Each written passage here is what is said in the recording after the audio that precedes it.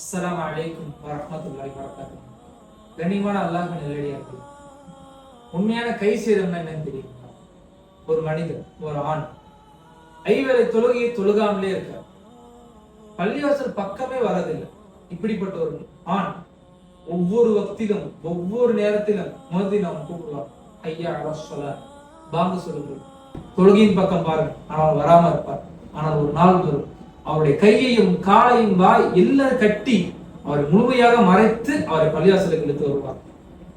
அவருக்கு தொழுகை நடத்துவதற்காக அவர் மரணித்தார் என்று சொன்னார்.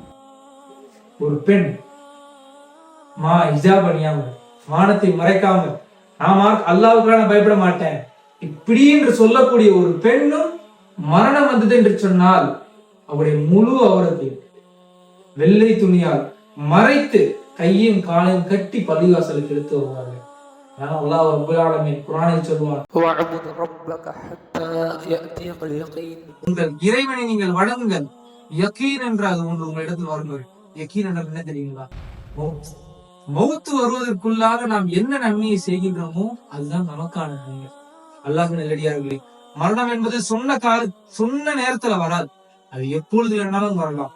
அதை மனதில் வைத்துக் கொண்டு அல்லாஹ்வின் பக்கம் விரைவாக திரும்புங்கள். அஸ்ஸலாமு அலைக்கும் வரஹ்மத்துல்லாஹி வபரகாத்துஹு.